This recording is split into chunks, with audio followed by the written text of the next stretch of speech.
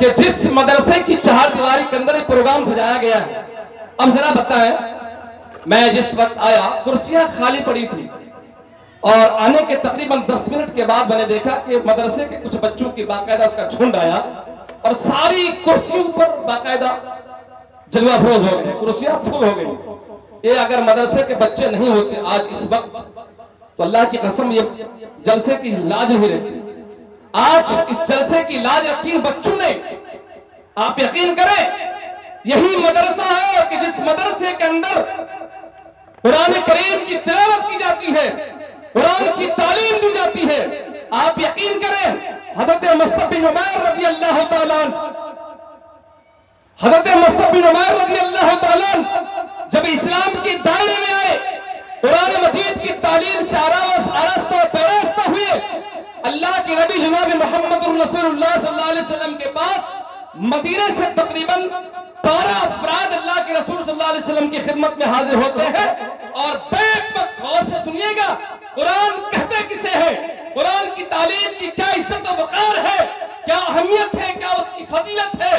لوگوں اللہ کے رسول صلی اللہ علیہ وسلم کے پاس تقریباً 12 افراد 12 لوگ مدینے سے آئے اور بیک وقت اسلام کا کلمہ پڑھے، اشہد ان لا الہ الا اللہ واشہد ان محمدًا عبدہ ورسولہ، کلمہ پڑھ کر مسلمان ہو جاتے ہیں۔ کتنے لوگ؟ 12 لوگ۔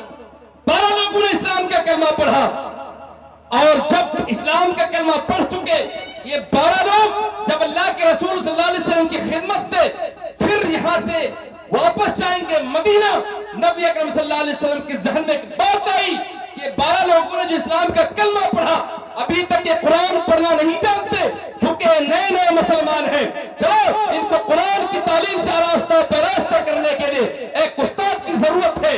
ایسے وقت میں جس شخص کا انتخاب محمد رسول اللہ صلی اللہ علیہ وسلم کرتے ہیں وہ کون تھے؟ مصعب بن عمیر رضی اللہ تعالیٰ عنہ ہوتے۔ قربان جاؤ مصعب بن عمیر کو قریب بلاتے ہیں، نبی اکرم صلی اللہ علیہ وسلم فرماتے ہیں مصعب جاؤ، یہ 12 لوگ جو نئے اسلام کے کلمہ پڑھ کر مسلمان ہوئے ہیں، اسلام کے دائرے میں آئے ہیں، یہ لوگ ابھی تک قرآن پڑھنا نہیں جانتے، تم جاؤ، جانے کے بعد مدینے میں جا کر ان لوگوں کو قرآن کی تعلیم سے آراستہ اور پیراستہ کرو۔ اللہ کی قسم حضرت مصعب بن عمیر یہ 12 لوگوں کے حوالے ہو جاتے ہیں اور مدینے میں جا کر ایسا قرآن پڑھاتے ہیں، قرآن کی تعلیم ایسے دیتے ہیں۔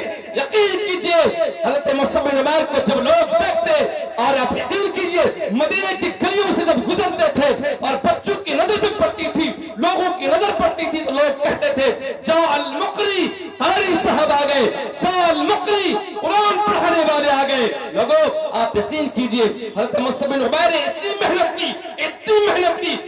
محنت کی، ایک سال تک ایسا قرآن پڑھایا۔ لوگوں ایک سال کے بعد تقریباً 75 لوگ اللہ کے رسول صلی اللہ علیہ وسلم کی خدمت میں حاضر ہوئے اور بیک وقت اسلام کا کلمہ پڑھتے ہیں۔ سب کہو الحمدللہ۔ قرآن مجید کی تعلیم دیکھیے، حضرت مصعب بن عمیر کے اندر قرآن تھا اور یہی وجہ ہے کہ اللہ کے رسول صلی اللہ علیہ وسلم نے ان 12 لوگوں کے ساتھ ساتھ مدینے کی گلیوں میں قرآن مجید کی تعلیم سے آراستہ و پیراستہ کرنے کے لیے قرآن مجید کی تعلیم لوگوں کو دینے کے لیے مصعب بن عمیر کو چنا اور مدینے کے حوالے کیے۔ 2 باتیں سمجھ میں آ گئی۔ تیسری چیز میری آخری بات ہے، صرف 1 منٹ۔ تیسری بات، اللہ تبارک و تعالیٰ نے جو ہمیں زندگی دی ہے اس زندگی کا جائز فائدہ اٹھاتے ہوئے لوگوں ہمیں اللہ تبارک و تعالیٰ کو راضی کرنے کے لیے عبادت کرنی پڑے گی، نماز پڑھنی پڑے گی۔ آپ یقین کیجئے عبادات کے میدان میں سب سے بڑی عبادت ہے نماز۔ کیا ہے؟ نماز۔ سب سے بڑی عبادت کیا ہے؟ نماز۔ اللہ سمجھ اتنے لوگ موجود ہیں، اگر کہا جائے اللہ کا واسطہ دے کر پوچھا جائے کعبے کے رب کی قسم خانہ کعبہ کو سامنے رکھ کر اگر آپ سے پوچھا جائے کہ بتاؤ کس نے عشاء کی نماز پڑھی؟ 0۔ کتنے لوگ ہیں کہ جن کے ہاتھ پر اٹھیں گے اور کہیں گے کہ عشاء کی نماز ہم نے جماعت کے ساتھ پڑھی ہے؟ حضرت عثمان غنی حدیث کے راوی ہیں، کہتے ہیں نبی اکرم صلی اللہ علیہ وسلم فرماتے ہیں کہ جس نے عشاء کی نماز جماعت کے ساتھ پڑھی گویا اس نے آدھی رات قیام کیا۔ آدھی رات کا ثواب ملتا ہے، آدھی رات قیام کرنے کا ثواب ملتا ہے۔ اللہ کے رسول فرماتے ہیں جس نے فجر کی نماز جماعت کے ساتھ پڑھی گویا اس نے پوری رات اللہ تبارک و تعالیٰ کو راضی کرنے کے لیے قیام کیا. کتنا بڑا انعام ہے. لوگو ہمارا حال تو یہ ہے کہ جمعہ کے دن ہے, 80 سال کا بوڑھا, چہرے پہ دھری آ گئی, سر کے بال پک گئے, داڑھی پک گئی, قدم نہ کھا رہے ہیں.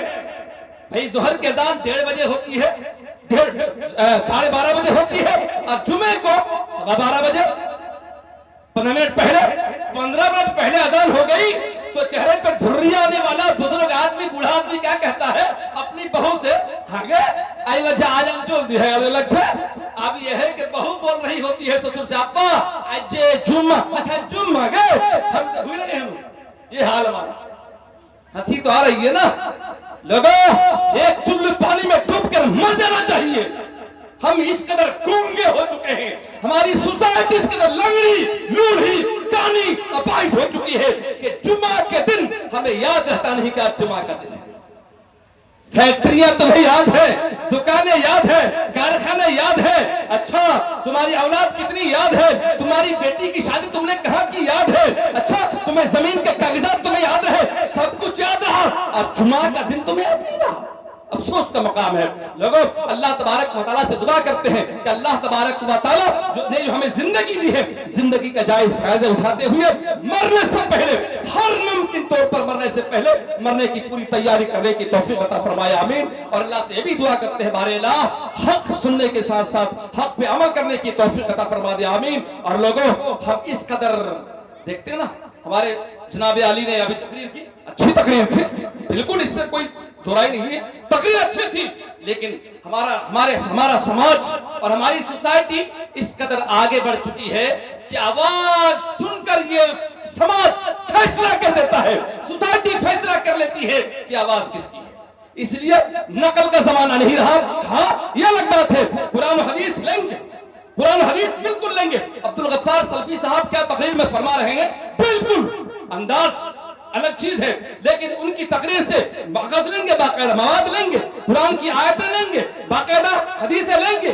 بہت بہترین سیکھنے کا موقع ہے, بہت علمی مقرر ہے عبدالغفار سلفی. میں تو آج ڈنکے کی چوٹ, وہ تو مجھے نہیں سن رہے ہیں نا, لیکن یوٹیوب کے ذریعے سے وہ سنیں گے. لوگوں آپ یقین کیجئے, میں تو دعا کرتا ہوں آج رات میں اتنے لوگوں کی موجودگی میں اس عظیم الشان پنڈال کے اندر بارے اللہ عبدالغفار سلفی صاحب جو علمی مقرر ہیں, اللہ ان کی عمر دراز فرما دے, آمین.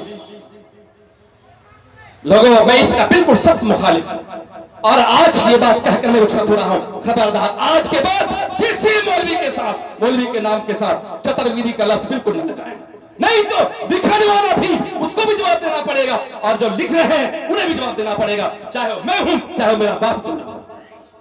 میں اپنی بات کو یہیں سے ختم کر رہا ہوں. والسلام علیکم ورحمۃ اللہ وبرکاتہ. ایک بھیک مانگتا ہوں, بھیک, موبائل بند کیجیے, بند کریں موبائل آپ, بھیک مانگتا ہوں آپ سے.